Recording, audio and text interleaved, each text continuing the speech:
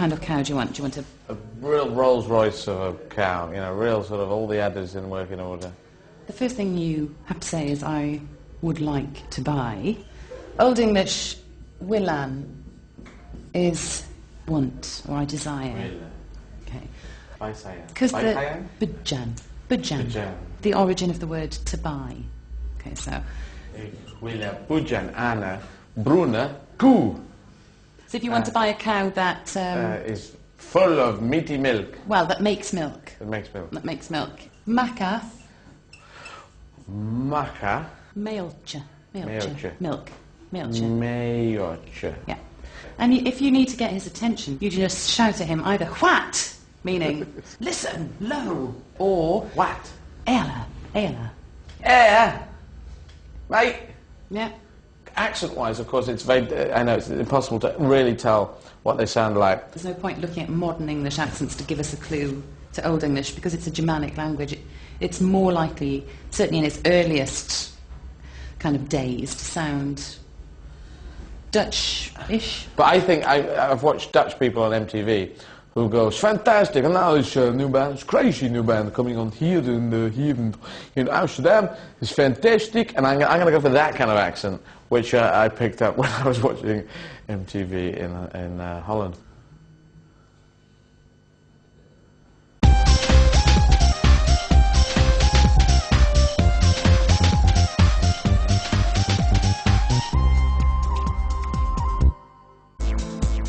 This is Friesland in northern Holland. It's where some of the Anglo-Saxon tribes originally come from. The language they speak here is called Frisian. It's a Germanic language which is very similar to Old English, which makes Friesland the ideal place to try and buy a cow.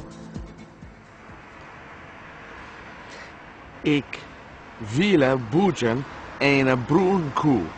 Dat maakt mitsen milkje.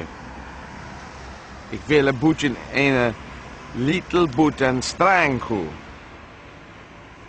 But this cow is not a little brown cow, it's a big green cow made out of metal, so I don't think I really want to buy that.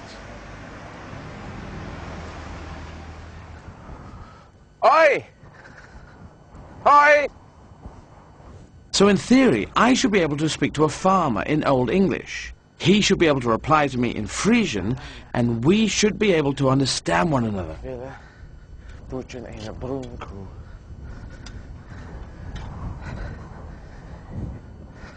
Hello. Hallo, ik spreek Old English. Understandest thou me? Ja. Ja? Maar dat versteer ik niet. Nee. Nee. Nee. Ik ben een Fries. Ja, Fries. Old English. Ik wil een boetje en een bruine koe. Een bruine koe? Een bruine koe. Een bruine koe, ja. Een bruine koe. Ik wil een boetje. In Boetisch? Boetisch? Boetisch. Boetisch. Bruine koe, ja? Dat maakt milkje. Ja, je wil hem melken. Melken. Ja. Je wil die bruine koe in Engeland melken. Engeland melken. Ja, in Engeland melken. Oké. Ja. Van de cheese en van de boter. Van de cheese, Ja. cheese en de boter. Ja, cheese is oude English. Ja. Cheese is good. Ja. Die broenkoe, nou, Ja. zie die broenkoe? Ja, wij gaan naar de bruine koe. Okay. Ja.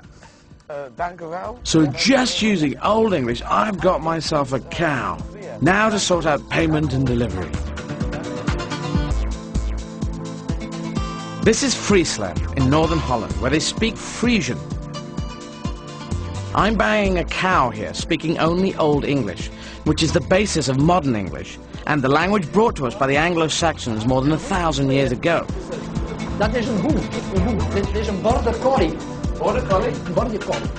Border collie is ja? Een border collie, dat is Engels. Ah, dat is Engels, ja. Because we got border collie, yeah. Dat is import. Import. This is an import. I thought that's very close. The bruine koe, see, yeah. We've talked about cows, now we talk about figures. Hey, Sjaak. What? Hondengoenen. Oh, what, the money? Of euros. Hasje, manasje. 100 euros. Ja. Ja, Yes, modern. het komt ik naar uit. Ja. It's English money. Ja, nee, dat is yield. Yield. Yield. Geld. Yield. Gold. Ja. Kool. The cool, yeah. Which cool? Een grijze broek. Yeah, they're very good. Ooh, baby cool. Ah, die Lietse. Is it a liter? Dat is een Lietse. Is this little cool? Dit wordt een echte bruine kool. Once you get your rear in, you can really hear similarities between English and this Germanic dialect. Wil ik wat drinken? Okay. Wow. Molke? Molke. Ja. Ja. Van de bruine kool. Voor de bruine koe. Ja. Ja. The dong is for the fields? Ja, van het veld. Fields. Van het longen. Field? Ja, I say field? Veld. Dit is het veld. That is fair for Dat is field? field. And that is what? That is a hen in there? Ja, dat ben ik. Hen. Zie die kraai. Dat is de hen. A hen is the same. Ja. Twa hen in the field. Ja.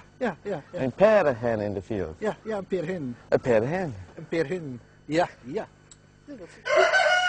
I've only just scratched the surface here, but if you could see what happened in a couple of hours with Jacob, was certain words just leap out at you.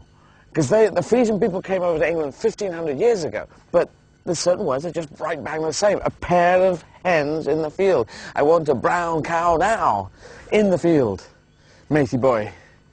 So we could see that the basis of this language was what has become our language. Over the centuries, English has adapted and changed. It's absorbed and created thousands of new words and is now spoken by more than 500 million people across the world. It's possibly our greatest export, but we shouldn't forget that thanks to the Anglo-Saxons, we're all really speaking a kind of German. Oh boy.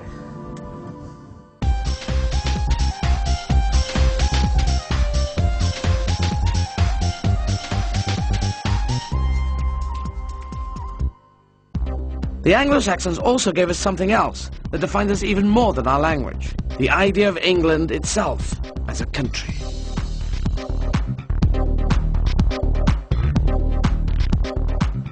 In the 9th century, England wasn't one country. It was fragmented into small independent kingdoms. The biggest and most dominant were Mercia, Northumbria, East Anglia and Wessex. The process that unites the kingdoms into one was started by King Alfred of Wessex.